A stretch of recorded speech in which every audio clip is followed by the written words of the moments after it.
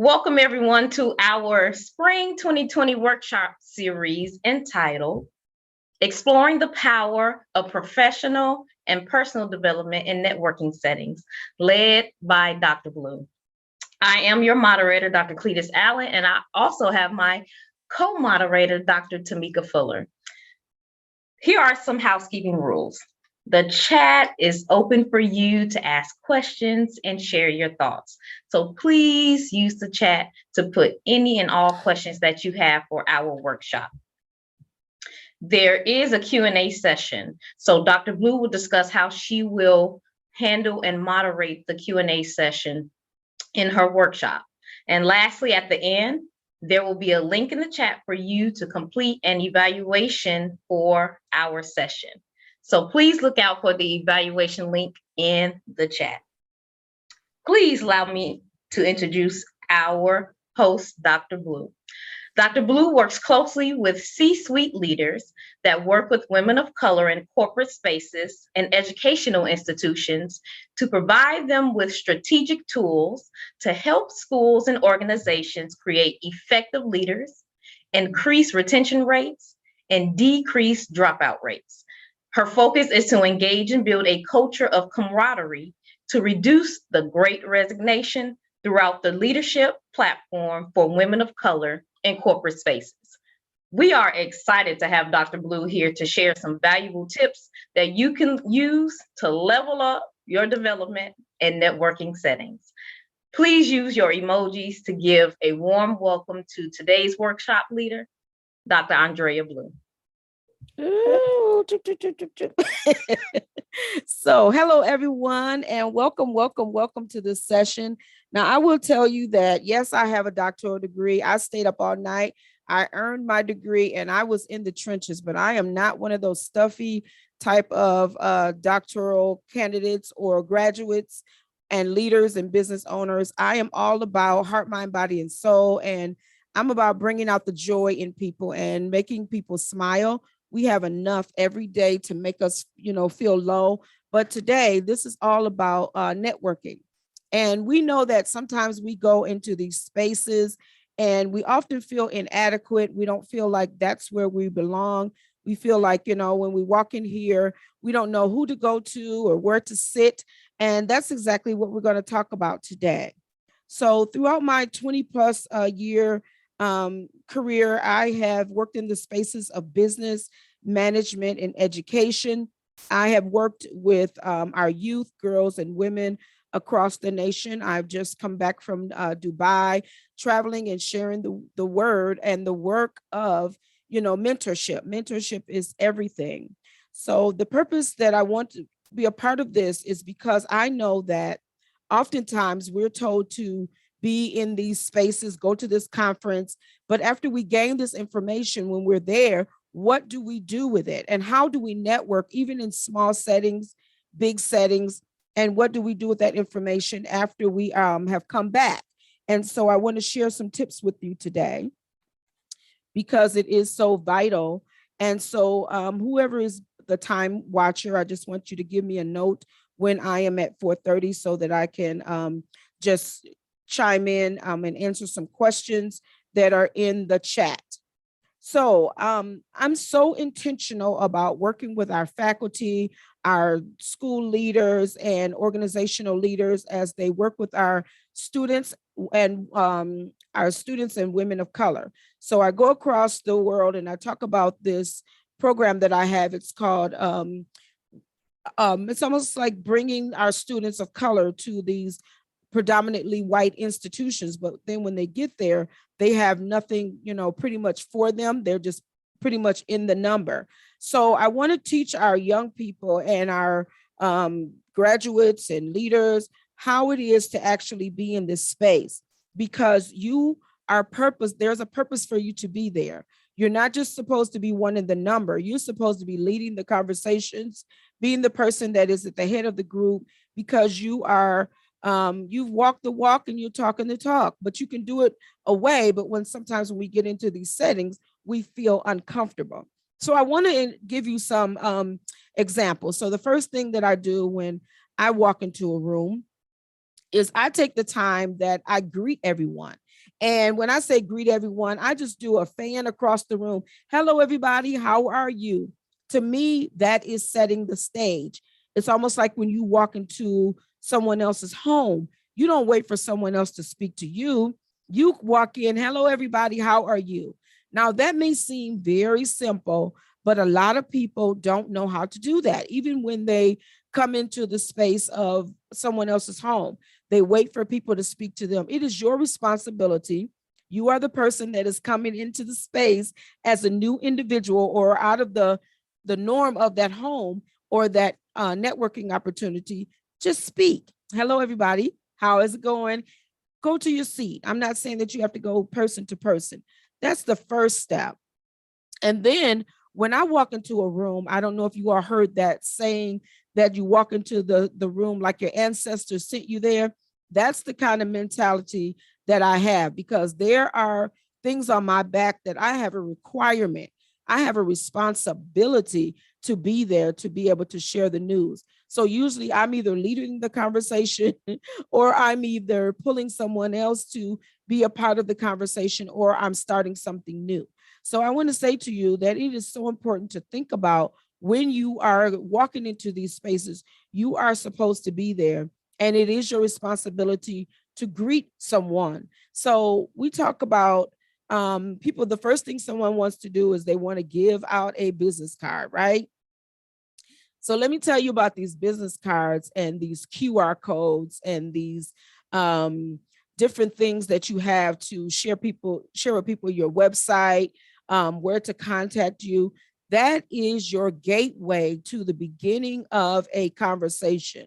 When you are networking with someone or in a networking space, and now it's time, you're sitting down at the table and you're the first person that arrives at the table, or you've been sitting there, or someone else comes in, hey, can I sit here? Absolutely.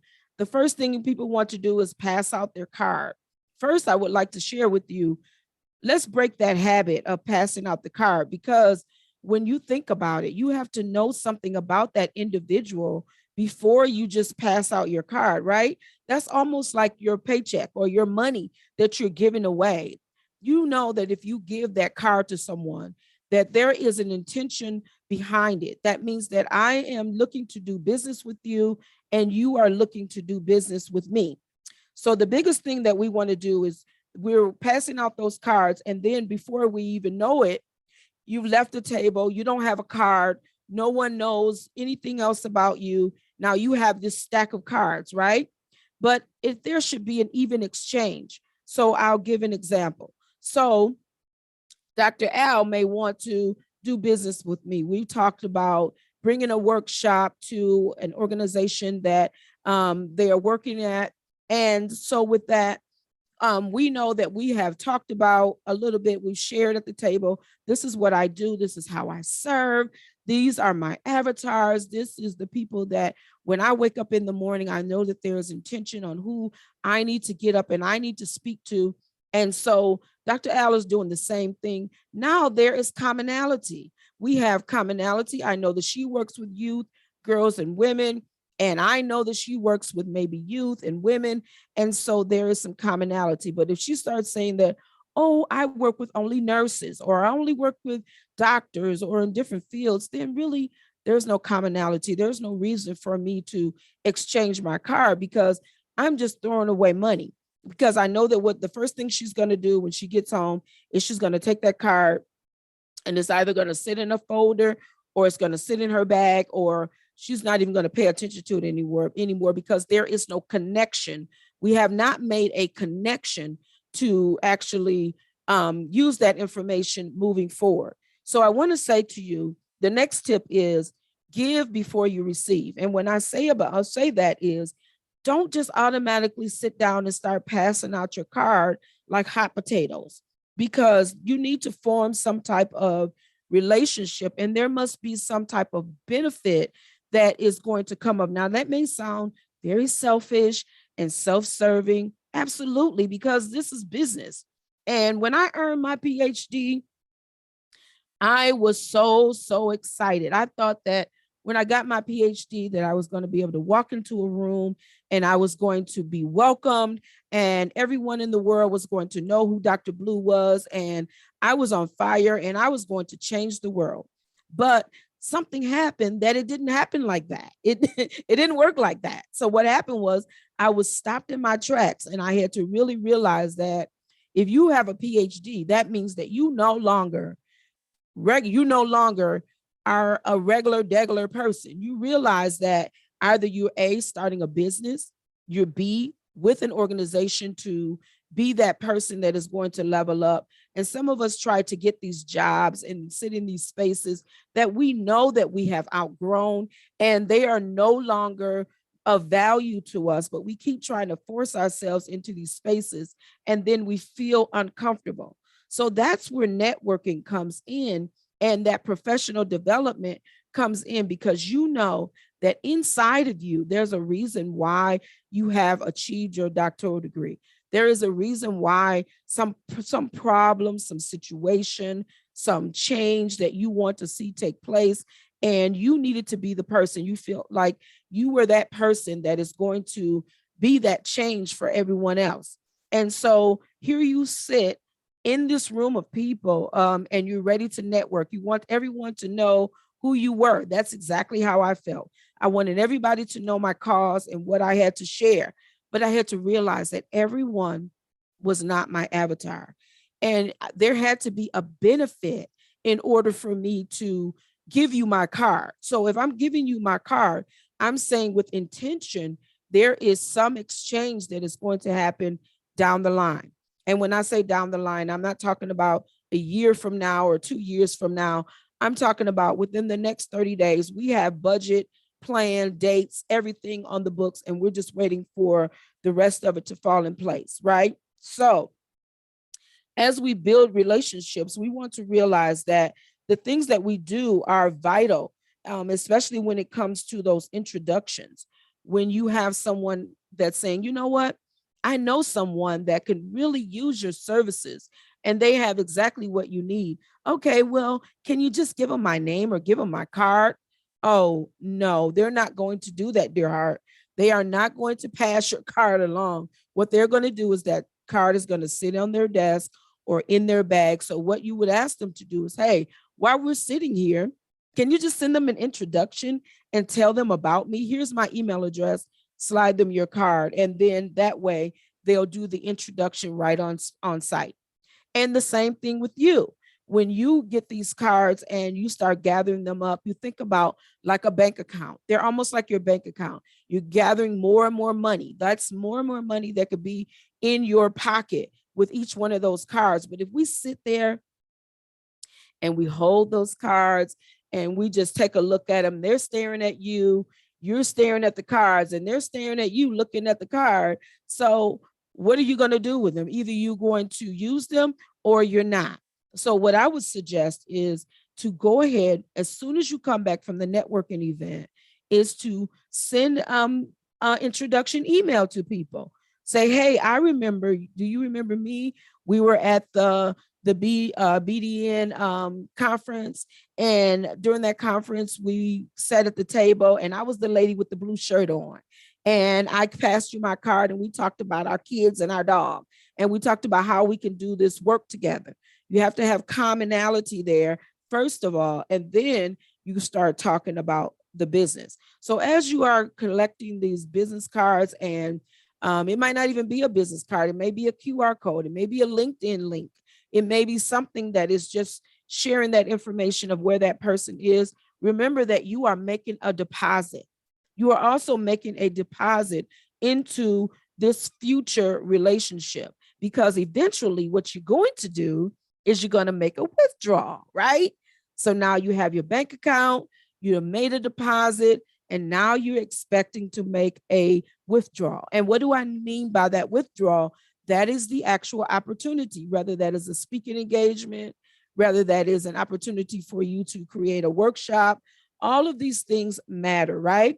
So when you are doing these, having these opportunities where you are exchanging a card and you're getting a card back, those are, you're building relationship. And so what we want to think about, we don't want it to be like one and done. Okay, well, I'm gonna do this workshop with this person or this speaking engagement, and then I'm gonna be done. No, because networking leads to other opportunities, because that person will tell someone else about you, and then you'll tell someone else about them, and then the chain continues, right? But when we hoard it and we keep it all to ourselves, we are not building relationships. All we're doing is just saying, well, I'm all in it for the money, and once I get paid, I'm done with it. Yeah, you want to get paid. Absolutely. You want to get paid, because this is how I make my money. And some of us, as PhD graduates, this is how we make our money too. But it's not all about that. It's also about building relationships, because you're building a bridge. And as you're building a bridge, you want to continue to add more and more and more steps to the bridge, right? So I want to say to you also, the next step is ask for that. After you've asked for that introduction, be strategic about what you want them to introduce you to the individual about. Okay. Don't just say, hey, my name is Dr. Blue, and she works with youth, children, girls, and women of color. No, I don't want you just to say that. I want you to say, well, I would like to introduce you to Dr. Blue. She's been in this space of working in mentorship for 20 plus years. She brings a wealth of knowledge as it relates to HR background checks and things like that. So whatever that field is, that's what they should be focusing on, just that area, not talking about your whole background of what you've done in your life, because they don't need to know that. They need to know that there's a problem. I have your solution. And therefore, what I'm going to do is I'm going to be I'm going to show you how to do that. And that's exactly what we're doing today. We're talking about networking, and I'm hoping that the tools that I'm sharing today will be useful and that they will be helpful. So that as you are getting that introduction and you're being strategic about it. So sometimes a lot of us, we go on social media, we go on LinkedIn, we go on Facebook, and we're like, that person looks like they're in my field. They look like they do something that I do. And we send a message to them, and we're like, you know what? I haven't heard anything back from them. They haven't said anything to me. Do you know why? Because there is no connection. You have not built relationship with them. How about if you're sending a message through Facebook or LinkedIn or something like that, find some commonality. Check out their profile. Hey, I see that you traveled to Dubai as well. I see that you've gone to Hawaii as well. What did you think about that? And build relationship. And then from there, you can go on and explore to find some common ground and just start asking questions. Like, who's handling your HR? Who's doing the areas of working with your youth? All those different types of areas that are your expertise. Be the expert in your field and know exactly what you are good at, right? So it's like playing on the court. You want to make sure that you're not trying to rebound your own balls. You're not trying to shoot the balls. You're not trying to pass the ball to yourself. You're trying to make sure that you are passing the ball to someone else and being able to learn from these opportunities as well. So as you create a game plan for making connections and introductions, it's so important to know who the key players are. A lot of times we reach out to these organizations and we're saying, you know what, I want to work with them, but I don't know who the key players are. So I'll just send it to the gatekeeper. What do you think the gatekeeper is going to be? What going to do with that information? They are not going to take that information and use it any type of way unless they see some type of benefit in it as well. So if you're dealing with gatekeepers like secretaries and personal assistants and people like that, make sure that you're talking to them and getting to know them as well. Don't ignore them, because they are the ones that keep the calendar. They can slip you on the calendar where you didn't have a chance before. Okay. So I want to say too that what you're doing also is building trust. And for me, that was a huge, huge eye opener for me, because I had to realize that if I have this information and I know what I'm good at, I know what I'm capable of doing, I know how to transform lives every day. But if I'm not building trust in the relationship before they even open up their wallet, they're not going to even have a word to say to you. So the thing is, when you're networking, you have to learn how to build trust, because what you're doing also is lending credibility. You're saying to them, I'm credible in my area. And I found too that just because you have a doctoral degree, that does not mean that you are credible in your field. Doctoral degree means, hey, I've completed this task to receive my doctoral degree and say that I am certified in this area. Absolutely. But that doesn't mean that the world understands what that is. And I'm so surprised to realize that a lot of people do not understand the whole impetus behind the doctoral degree. They think it's just that we have nothing else to do on a Tuesday through Friday or Saturday to do work and earn a degree. It's way more than that. It's so that we can sit at these tables and make decisions. That's why I received my doctoral degree, was to sit at the table to say, you know what? I want to be able to make decisions for other people, because I don't want them to ever go through the things that I have gone through and spend the money and deal with the pitfalls that I had to deal with. So when it comes to networking, it's so important to be strategic about the plan, because we talked about that bank account, we talked about making a deposit, and then we talked about making a withdrawal. Now we're talking about being strategic when you make that withdrawal, right? So again, I talked about just collecting those cards. And the reason I say that is because I used to have this Rolodex. And when I say a Rolodex, that thing was so thick with business cards, and it was full with cards.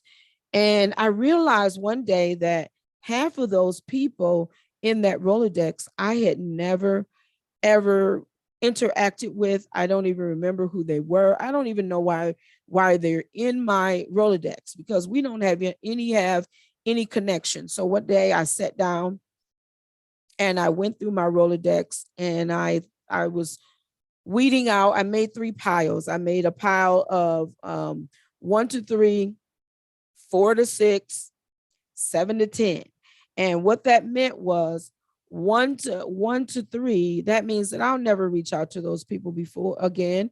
And then the ones that are in the pile for 7 to 10, they were my avatars. So those are the people that I began to send introduction emails to and say, hey, or locate them on LinkedIn and say, I would like to, have a virtual coffee with you so that we can talk about how we can make connections. Because a lot of us, even as students, we should be connecting. We don't want to wait until after we have our degrees. We want to have our own business card, our own QR code, and we want to make sure that we are connecting. And that card does not have to have a PhD or even a title on there. It could just be as simple as your name, your contact information, and maybe a QR code to a landing page that you create. So you can be creative with that as well, because when you sit there and collect all those cards like I did, it's just a waste of time and money. Each one of those cards cost money. And a lot of those cards were just taking up space. They didn't have anything, when I say anything, to do with my business or where I was headed.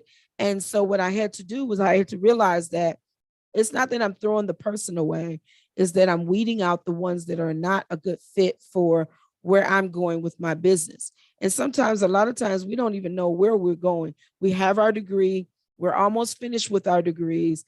We're thinking about it. We're in our first semester. We're almost done. We're at different stages, but we need to have a plan of action, especially as it relates to personal professional development.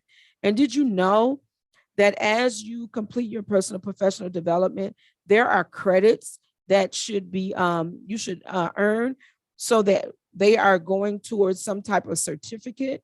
So just like this workshop that we're doing today, we could have had some certification behind this so that you can be certified in a certain area. Say, for instance, you wanted to be a public speaker. Those credits could have gone to that area. So I want to say, just collecting cards is not going to get you where you need to be. And, sometimes we walk into these spaces and we try to sit down to places that with people that either look like us or are similar to us, or that are relatable. But what I do is when I walk in the room, I walk in and I find the person that is the least likely to have someone sit with them. And I sit with them. And I have been so enlightened by the people that are the quiet ones in the room that hardly say anything.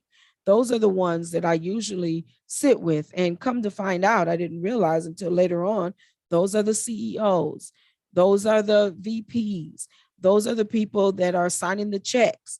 Those are the people that you want to talk to. Now, I'm not saying that you run up to them and, hey, look at me, here's my card.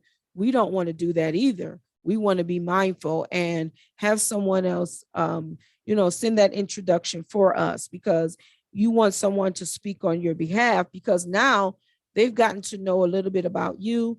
They can speak about you. And that happens to me all the time. Sometimes my calendar is more full than I can handle because people have made introductions for me that I'm having meetings and planning for the next quarter or the quarter coming up, or the next year, so that I can, help transform lives, because that's exactly what I love to do. And so when we're thinking about um, those emails that are being sent to, we want to be mindful that they're not going to spam. So when we're sending them, we want to have a title that is going to be beneficial to those opportunities as well. So don't do cold calls to people. Please don't, when it comes to networking. Hey, I saw your name on LinkedIn and I want to reach out to you. No, you want to find, like I said, some commonality and try to do it face to face if possible. Try to get away with Zoom meetings, having a coffee with someone. It doesn't hurt anything. Maybe they're in another state. I can understand that. But if you guys are in perfect close proximity, try your best to meet face to face and cast your net wide. Don't try to only work with people that look like you, or someone that that is just cycling those same names around and around. Cast your net wide. So say, for instance, I'm in Michigan. I cast my net wide to Canada. I cast it to the UK. I'm going, wherever the need is. So I want you to know too that if you have the strength to travel, you have the ability to travel, take that. Don't try to just stick close to home because you're afraid, because you've not done it before, or you've not been to these places before, because fear is the killer of all dreams. If you didn't hear me, fear is the killer of all dreams. Because someone else didn't do it doesn't mean that you can't do it, right? So I want to say to you also that you are creating relationships and you are becoming professionals in your own right. I'm still growing too in my own area. I have not been in a space where I'm working with millionaires and billionaires before, but that's where I'm at right now. And it was so uncomfortable at first. I was like, "Oh, I don't know if I belong here. I'm not sure if I'm supposed to be sitting at this table. I'm not sure if I'm supposed to be taking this check from these people." Yes, you are. That's exactly where you need to be. And you need to elevate your mindset and say, yes, I do. I belong here. Why? Because think about my ancestors.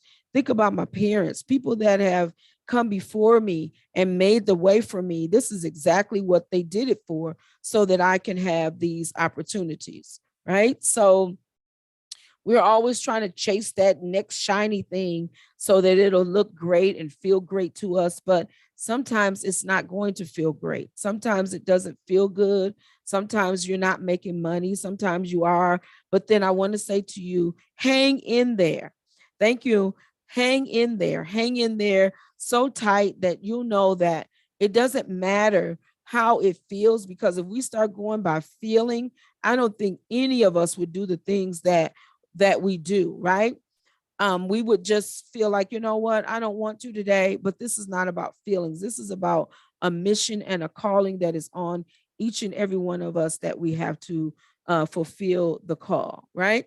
So I like to take a pause right now and answer any questions that anyone may have. If you would like to come on mic, I'm gonna let Dr. Cletus take that. And if there's any questions, please feel free. All right. Thank you, Dr. Blue. We do not have any questions in the chat. We do have participants who are on our Zoom call. So if anyone would like to go ahead and unmute and ask Dr. Blue any questions you have about networking.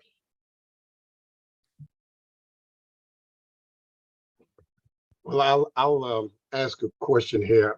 Yes. Because I'm new to the profession of academia after obtaining this PhD, so I became an adjunct professor. So the networking amongst these full-time adjuncts and full-time faculty and tenure track.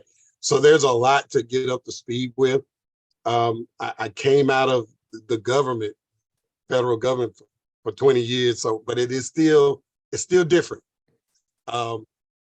And I'm trying to find my way as to, I don't want to push too hard, because coming from the military, I am very assertive. And I go for it. But it seems like in academia, there's this world where it's almost like this likability thing. Do people like you? And I'm going, what is that all about? Is this to somebody, can I do the job? That's all I want to know.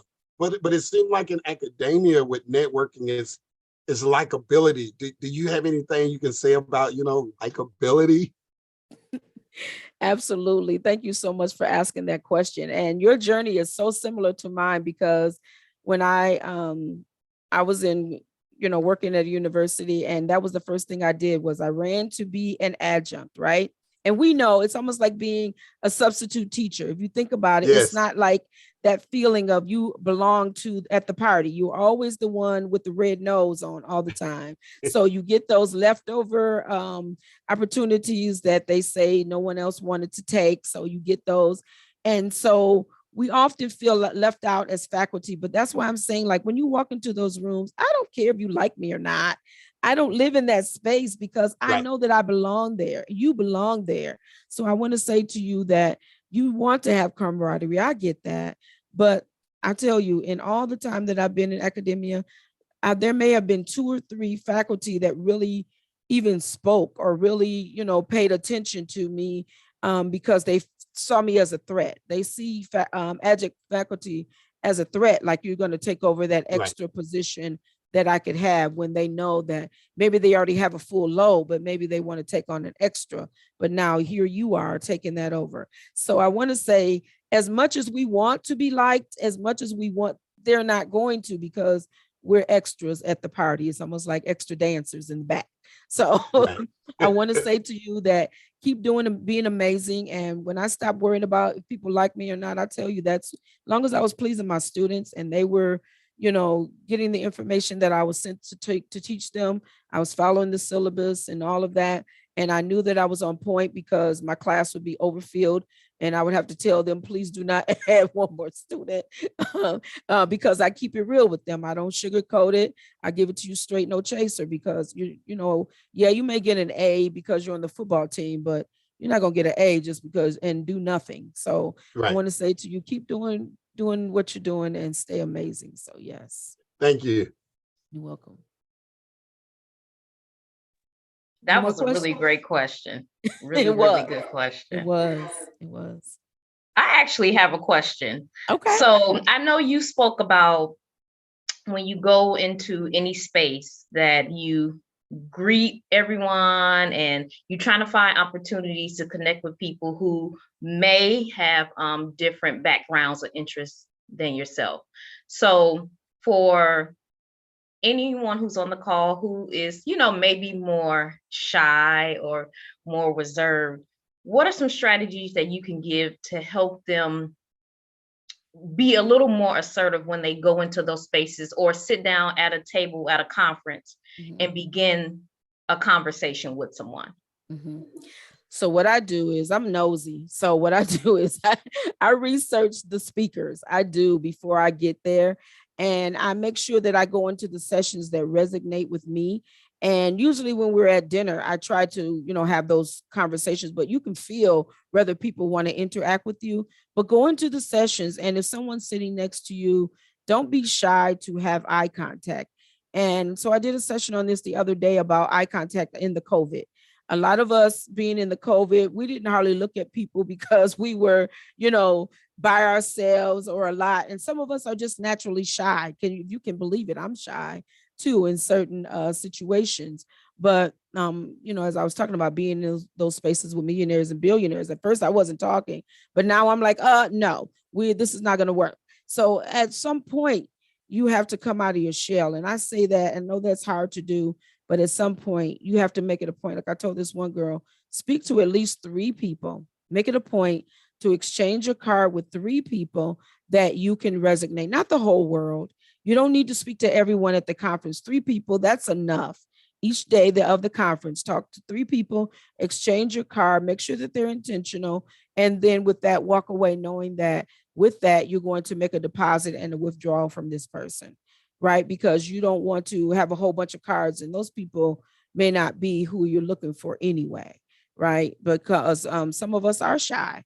And not that we don't have anything to say, but no one has asked us what do we think? We have a lot to say when someone asks us, but when we're not invited into the conversation, it feels unnatural. But sometimes it's okay to butt in and be like, hey, I have something that I would like to add, but we have that fear too of being wrong or shot down because we don't have that courage to say, I am worthy to be here. And when you find that with your spurs on and those cowboy boots with your big cowboy hat on, and you walking in the room like, hey, I'm shaking my boots, but I'm coming in here because this is where I need to be, then you know that, I have something to say. Be part of the conversation and be intentional about exchanging your card with at least 3 people. Did I answer your question? I hope I did. Yes, you did. Thank you so much. You're welcome. Do any of our other participants have any questions or any thoughts that just came to mind as Dr. Blue was giving us some actually great tips on networking? Well, if they don't, that's okay, because I'm going to continue on. And if they do, I'm going to ask them to hold their questions for the next spot. And then I'm going to finish up and then we can continue through that spot. Okay. So we talked about collecting those cards and we talked about next, we're going to talk about that quality versus quantity. So we know that, as I mentioned before, that when we collect all those cards and then I realized that as I collected them, those people were not my avatar. Those were not the people that I needed to work with. So those 7 through 10s were the people that I needed to work with. And I will tell you from that, I signed contracts from the 7 through 10 because those were the people that I needed to work with. And once I realized that if I stay in my lane and stop swerving and do the things that I'm amazing at, I tell you, that's when it works out, and it works out amazingly and it works out fine. But when we start trying to be everything to everybody, then that's where we often mess up. And then my next tip is to follow up. And then you have to follow up again, right? So I had mentioned before about when we get home or we sit down with someone and ask them to do an introduction. But then at the same time, you make sure that you are following up yourself. So thank you for sending that introduction, Dr. Al. I appreciate you. Sorry to keep picking on you. Thank you for sending that introduction, Dr. Al. But I would like to make sure that you include me on that conversation because I want to follow up with them myself as well. Thank you so much. And with that, you wait a week or so. I don't wait any more than a week. And then I follow up with that individual. Why? Because there is an intention to actually work with them and to really make sure that we have some work that we have to do to transform lives. Now, you made me hear me say that several times. I'm going to say that multiple times because my goal is not about chasing the money. I don't need to chase money. Money chases me. So I'm saying to you that I am intentional about transforming lives. So out of my lifetime, I'll just share a story with you that I started this journey and I was told that, hey, you would not be a great teacher. You would not be a great speaker. You need to go into the business arena and kind of, lay in the back because this is not where you need to be. You don't need to be in the forefront. So what I did was I took business classes, and I'm glad that I did because that helped me with my business. But that's not what I love to do. I love to run my mouth, sign my name on anything, and I love to travel. That is what I love to do. And that's what I'm doing right now. And I tell you that if I had have listened to that person, then I would have stifled my own journey. I would have stopped my journey because people see something in you and they feel like you're their competition, but you are your own competition, right? So when we don't follow up and when we don't follow through, and this goes to the example that I'm talking about. I've been working in this space for 20 plus years, and there was a contract on the table, and it was another person that I connected with. Be careful about that too, making making those co-working opportunities. And what happened was I wrote the program. I got everything together. I contacted the school. We had buses and everything. We were ready to go. And what happened was they backdoored me and they went to the school and they wrote me out of the opportunity, and it was $25,000. Now that may not seem like a lot to you, but to me, that was a lot because I was just getting out of the world of corporate and I was starting out on my own. And that thing kind of hurt me a little bit. It was like, why would you do that? And it burned my soul. I was like, why in the world? But I had to realize that it was my fault, partly because I did not do my own follow up. I never reached out to the company or the school myself, other than, getting that part done. But when it came to the money part, I left it to someone else to do. What I should have done was follow up on my behalf and then on the behalf of my business, because I have a team that I have to pay too. And not only should I have followed up, I should have followed up again, and I should have gotten it in writing, right? We don't do verbal contracts. Verbal contracts are garbage.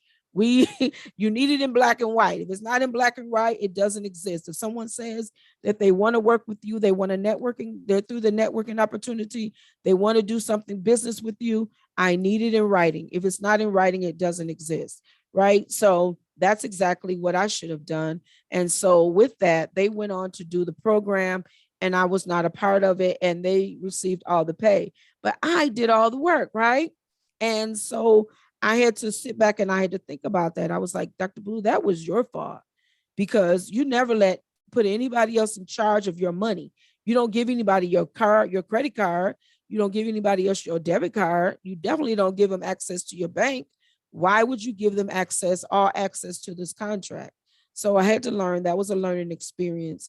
And from that, I learned. And that person, that district didn't want to do business with that individual anymore. And so what happened was it became to the point where it was just too much. So I want to say to you, immediately after the conversation, and you made that interest with that individual, and you say that there is a fair exchange, we want to do business together, make sure that you follow up with them. And then the next thing I want to say, that when you get that business card from that individual, we all have short-term memory. I have short-term memory. Right on the back of the card, right while you're talking to that person, when they hand you their card and you give them your card. So you don't take a card if you don't get one in exchange, or you don't give one. It should be an even exchange. I'm going to give you my card and I'm going to get a card. So on the back of that card, when you have it, make sure that you're indicating what the intention is. Okay. If it's, we're going to talk about career exploration or whatever it is in 3 months. And this is when I'm going to follow up with them, and make sure that you do that follow up, because we walk away from these opportunities and we're like, so many things happen in a day. We don't remember what happened, but I take the time to sit there while they're talking to me, and I write what I am reaching out to that person for. It may look silly. It may look like you're wasting their time or holding them hostage, but you're not. You're being intentional about what you're going to follow up with them, right? And you want to make sure that you score them also. Remember, I talked about that score. And if they don't fall into the 7 to 10, you just write that on there too, because there'll be people that want to shove their card in your hand and they want one of your cards for whatever reason, even though they may not be. And once you get that card back, you just, you don't want to be rude, but you know that there's no follow-up that's going to take place, right? But you write that on the back of the card too. They're a 1 to 3, or they may be a 4 to 6, who knows, or they may be a 7 to 10, who knows? But you want to make sure that you score that on the back of the card. And that's just a mental note that each of us that are in the professional arena, we need to have. So as we walk into these spaces, we really need to know that we are building relationships. So by make sure that you may not even know what to say to the person on the introduction email or the follow-up email. Maybe you may send them some information about a trip. Maybe you may send them something about your newsletter, or a caption of a clipping that you saw, or a funny joke or something like that. Now that may seem silly, or you're like, Dr. Blue, you don't do that. Yes, I do. I'll take a picture of something that has been funny, and I'll send it to them, and I'll just say, thinking of you today. Hopefully, I look forward to our meeting coming up November the 12th at 2:00 p.m. Eastern time via Zoom, just to give them a reminder and to have you top of mind, so that they'll remember that these are opportunities that we need to talk about, and that will put that in their will box too, to say, I remember that we're supposed to be talking. So hold on just a second. I need to plug up my computer.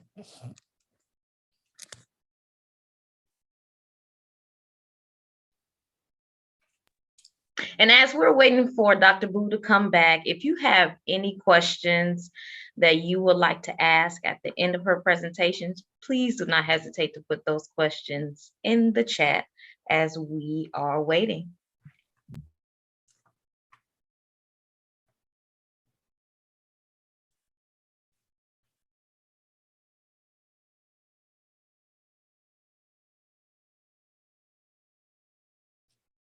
All right.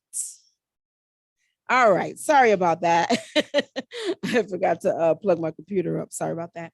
But yes, make sure that you're sending them something to, thank you very much, Dr. Al. I appreciate you. Sending them something that is going to remind them about what your conversation is about as well, with that funny clip or something, so that they can remember you and that you are top of mind for them. Make sure that you also keep your schedule. Don't set aside time that you're not going to actually work with someone. If you know that you do not like to meet at 7:00 in the morning, don't set an appointment with someone at 7:00 in the morning, because they're going to be expecting you to meet up with them and to be on point. And if you're not, that's going to look bad on you. And so you don't want to do that. They're going to think that you're not together, that you're not well put together. And they're going to say, oh, they're not organized, and I don't want to deal with that. That's going to be a whole nother issue. Be on point, right? Be on point, so that when you're meeting with them, you know exactly what you're talking about. Have your bullet points ready. Just like today's meeting, I have my bullet points ready. I know exactly what we're going to talk about. I know what my call to action is at the end of this. I know what it is that I want to make sure that people get out of this, so that we have a clear understanding. So the next thing I want to talk about is to find out what the person's interests are and what their passions are.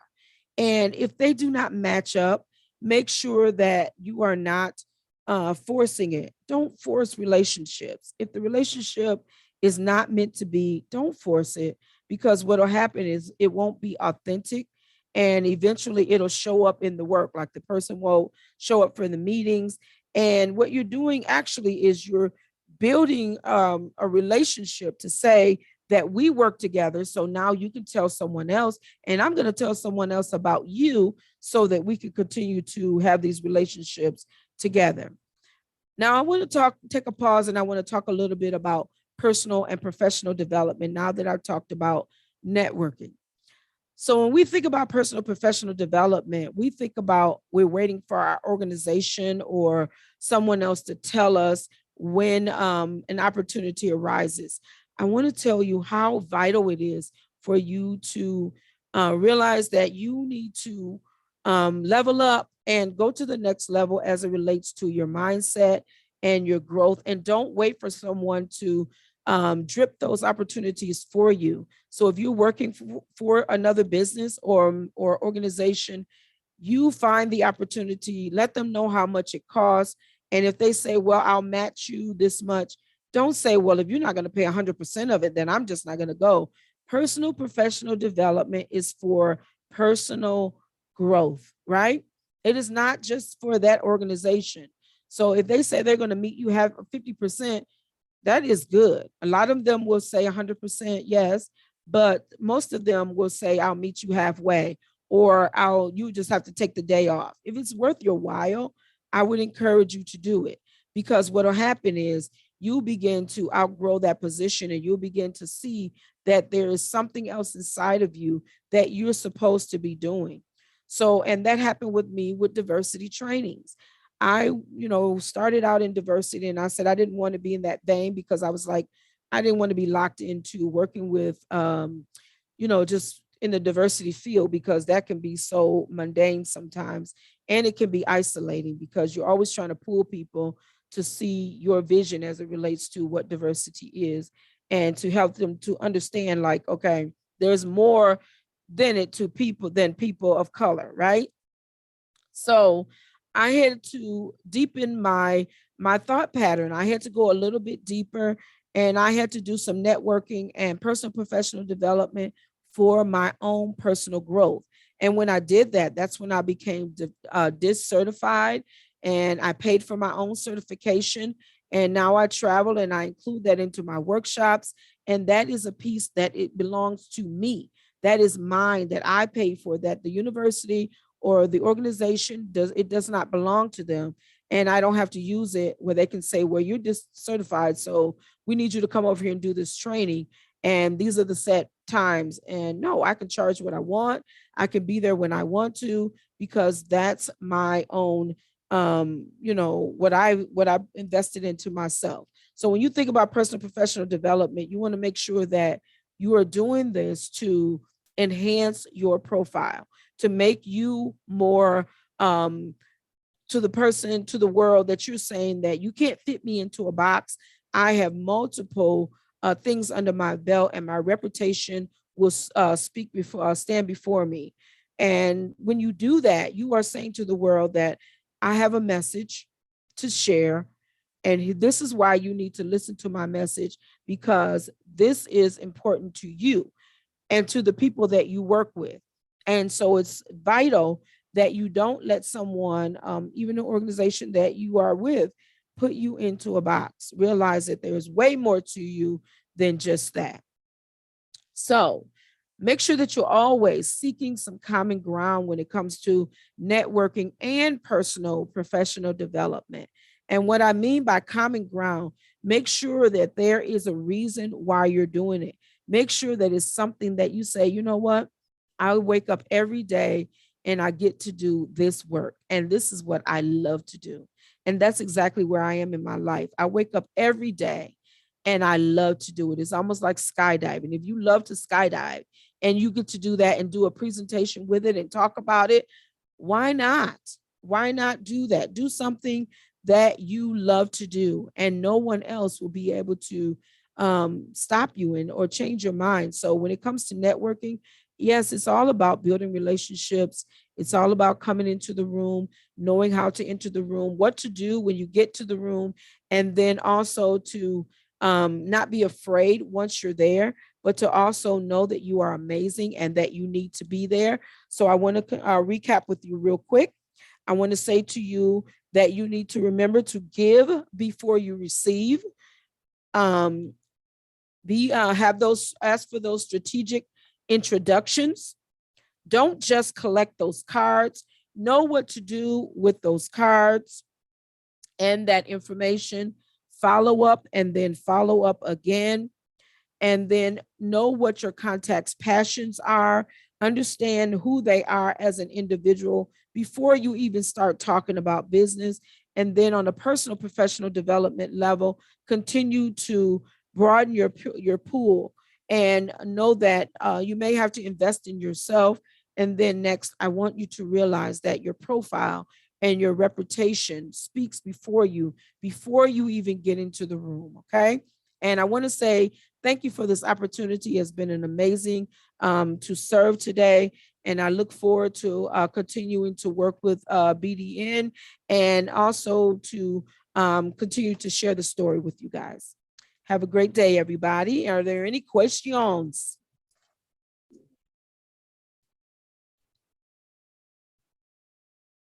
Well, I didn't have a question. I had more of a comment than a question. And I was wanting to log on today just to hear, you know, because sometimes we can hear from ourselves, but when we hear from someone else and we get a different view, because I've done a lot of things in my life as far as career, and my wife said, "Oh, you can do anything, just go do it." But you have to focus that, you have to harness it, and because you could be all over the place if you don't. And so when you have a lot of gifts or talents, you then you're so diluted that you're not focused. And so after hearing, and I wrote down your points. I was writing down the points, and it's actually focusing on, and it's drilling down to that thing that needs your most attention. Mm-hmm. And I think that was very valuable information, was to drill down to that one or two things that you need to be giving your attention, because if not, you're not really gonna receive the fullness that you could have, because you're just all over the place. And then no one knows what your specific talents are, because, well, he does everything. But I think that can kind of work against you sometimes. Absolutely, because that's what happened to me. And you know, as brown people, we are so, when I say talented, we can cook, we can babysit, we can braid your hair, we can, you know what I'm saying, we could build you a house. We have all of these amazing talents, but we have to drill down, like you said, to the one or two things that we do. And that's what I had to do. I had to realize that youth, girls and women, that's my heart. I wake up every day loving to do that. And when I walk into a room and I'm like, there's a little girl there, a little brown girl, I'm like, you know what, baby, how can I serve you today? What can I do to make your life better? So when you feel that and you have some passion behind it, there's nothing anybody can do. And after a while, Dr. James, you're going to outgrow your position. And I look forward to coming and sitting in the audience with you as you're doing your speaking engagements. I can hardly wait. I don't know what your journey is, but I can hardly wait, because your wife is similar to my husband, because he pushes me. There's nothing in this world that we cannot do. So yes, I support you. Amen. And I am an ordained minister as well. I knew it. I knew it. I didn't even know it, but I knew it. I felt the spirit too. Yes, I knew it. Yes, well, thank you for being engaging. And we're going to go ahead and close our workshop. First of all, can we give a big thank you for Dr. Blue for leading this incredible workshop? Go ahead and send your emojis. Yes. You can type it in the chat. The information that you gave was very valuable to people at all levels, not only students, but even professionals like myself. I have so many notes over here. Thank you so much. Again, thank you all for joining our workshop series today. Please complete the evaluation. It is in the chat, so make sure you click that link and complete it. Also, we have some upcoming events with BDN.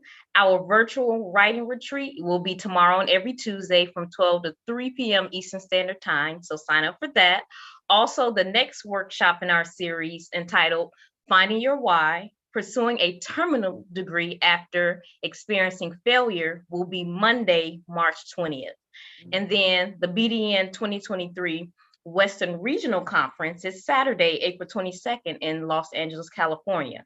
So please go to the BDN website, register for one or all of these events, and apply some of these awesome strategies that Dr. Blue have spoken with us and shared with us in your events in the future.